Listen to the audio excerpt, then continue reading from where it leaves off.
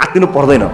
हामी सम्हाल्छौँ, सम्हालेर लिएर जान्छौँ। कहिलेकाहीँ ट्रान्जिसन कहिलेकाहीँ अलिकति अत्यास लाग्दो हुनसक्छ, एक ठाउँबाट अर्को ठाउँमा, एउटा ढङ्गबाट अर्को ठाउँमा। यो पोलिटिक्सको प्याराडाइम शिफ्ट भएको बेला भएको हुनाले अत्याउनेहरू पनि हुन्छन्, कहिलेकाहीँ हो कि क्या हो भन्ने ठाउँ पनि हुन्छ। तर प्लिज डु नट वरी, तपाईँहरू चिन्ता नगर्नुहोस्, हामी छौँ। हामी हाम्रो लाभको लागि यहाँ काम गरिरहेका छैनौँ।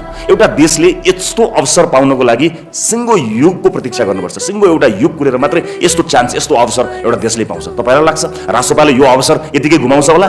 इम्पोसिबल। हामी यो अवसर गुमाउन चाहँदैनौँ, हाम्रो लागि होइन, आउने जेनेरेसनको लागि। कुनै पनि मानिसले काम गर्दा, व्यापार व्यवसाय गर्दा केही गलत भएका रहेछन्, केही कुराहरू कानुनका दायरामा रहेनछन् भने तिनलाई हेर्ने दृष्टिकोण भनेको आर्थिक अपराधको दृष्टिकोणले हेर्ने हो। अन्य अपराधी जस्तै साँझ बिहान कहिले समाउला कहिले थुन्ला भन्ने त्यो डर र त्रासमा कसैले पनि व्यापार गर्न सक्दैन। म सरकारलाई यहीँबाट बताउन चाहन्छु, हाम्रै सरकार हो, तर म स्पष्ट पार्न चाहन्छु कि पार्टीको स्पष्ट लाइन, पार्टी स्पष्ट छ। कसैले गल्ती गरेको छ, कमजोरी गरेको छ भने त्यो आर्थिक रूपमा गरेको गल्ती कमजोरीलाई आर्थिक अपराधका दृष्टिकोणले हेर्ने हो। र त्यसले राज्यलाई घाटा लागेको छ भने त्यो व्यक्तिलाई बिहानै समाउने, बेलुकै भरे आउँछ कि भोलि समाउँछ कि भन्ने त्रास दिने होइन। राज्यलाई कति घाटा लागेको बिल पठाउने, उसले बिल तिर्छ।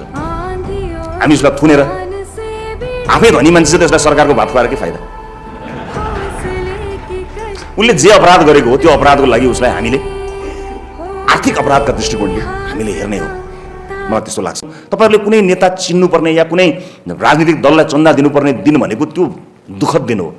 म यहीँबाट तपाईँहरूलाई बताउन चाहन्छु, म सभापति रहेको पार्टी रासोपालाई तपाईँहरूले व्यापार व्यवसाय गरुन्जेलसम्म 1 रुपियाँ चन्दा दिनु पर्दैन, कहिले पनि दिनु पर्दैन।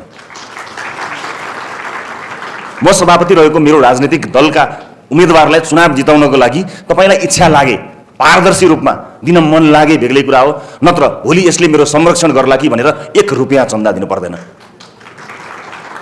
पार्टी कसरी चलाउने त्यो हाम्रो जिम्मा हो। तपाईँ आफ्नो व्यापार, आफ्नो व्यवसाय, आफ्नो फ्याक्ट्रीमा ध्यान दिनुहोस्, आफ्नो स्टाफलाई ध्यान दिनुहोस्, आफ्नो पोलिसीमा ध्यान दिनुहोस्। कुनै नेताले तपाईँलाई संरक्षण गर्न पर्दैन, यो देशको नीतिले तपाईँहरूलाई संरक्षण गर्ने हो। कोही पनि तपाईँहरूलाई आवश्यक पर्दैन। म यति तपाईँलाई ग्यारेन्टीका साथ भन्न चाहन्छु।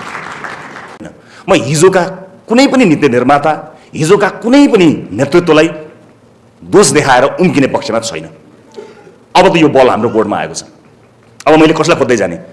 हिजो कसले कति वर्ष शासन गर्यो, को कति वर्ष मन्त्री भयो, कसको पार्टीले सरकार चलायो भनेर दोष लगाउने, दोषी खोज्दै हिँड्ने त्यो ब्लेम गेममा म त छैन।